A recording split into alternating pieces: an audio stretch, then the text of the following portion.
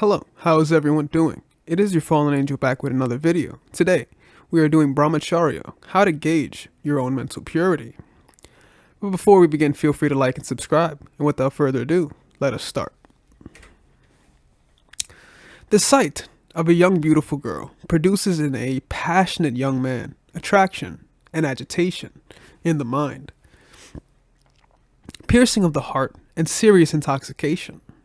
So like we explained before in previous videos, we understand that the masculine active it's based off imagery, right? They're very visionary, right? So this lust happens visually. It also happens in the mind. So when we practice brahmacharya, it's essential that we're not just doing the physical practice, but we're also keeping our mental pure as well.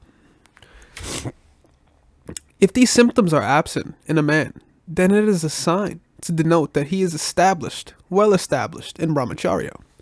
The sight of the pairing or mating of birds and animals, or the sight of the bare body of a lady, should not produce the least agitation in the mind.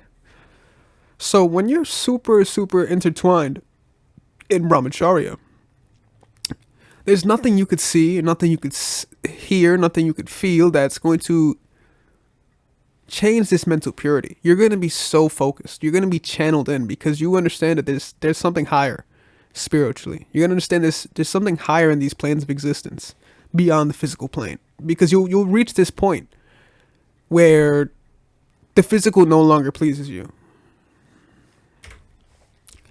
If a feeling arises in the mind of a brahmachari for the company of a woman during times of ailment, if there is a strong desire to be in her company, if there is a desire to talk, play, and joke with her, if there is a desire to look at young beautiful girls, if the look is unholy and unchaste, and if there is a desire in the mind where there is a pain in the body for touch by the hands of females, remember that lust is still lurking in his mind.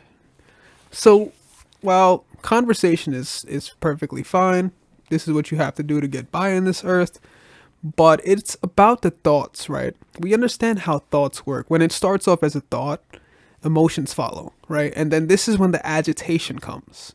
So it's essential that we remain pure, not only physically, but mentally.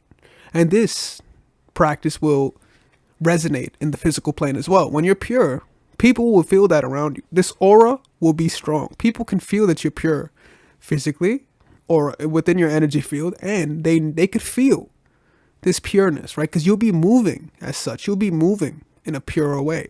People will feel that you're moving in a such purer way. And this will bring agitation to other people because they have darkness within. This happens when you're on long terms of semen retention, or you're practicing brahmacharya, or you're a Kabbalist itself. You would see, you will receive all sorts of energy.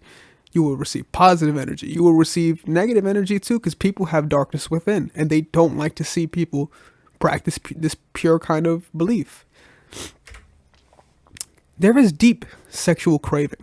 This should be destroyed. The old thief is still hiding. Such a brahmachari must be very careful. He is still within the danger zone. He has not attained the state of purity.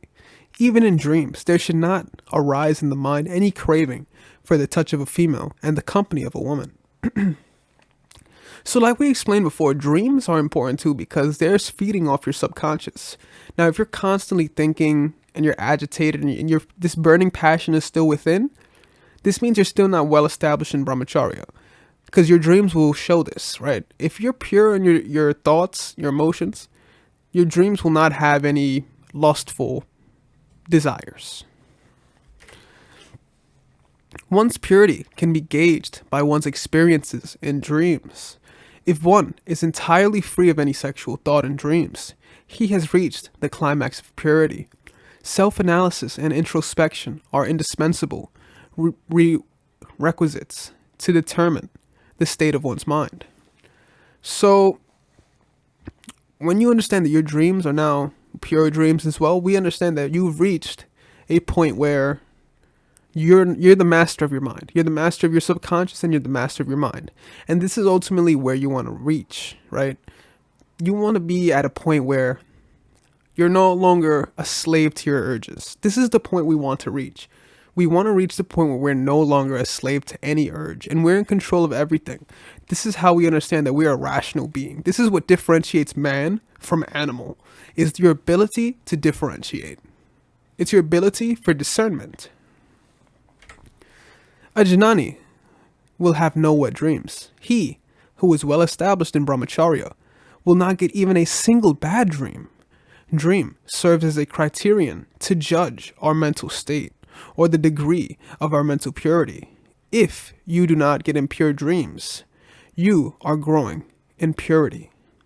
Right, guys? So, like we have a dreams video on this channel, right? We explain how a lot of the dreams are your subconscious picking things up from your memory bank. And they will have synchronicities within your life, and it's up to you to pick it up to see what it's about. This also applies to your mental state. If you're pure in your mental state, you're not going to ever get a nightmare. You're not going to ever get a bad dream. You're just going to get dreams that are pure and blissful in essence, especially when you reach a certain point in Brahmacharya. The very idea of sex should vanish from the mind. Sukadeva had his experience. Sukha did not marry. He left his home and roamed about the world at large, stark naked. The separation was very painful for his father, Vyasa.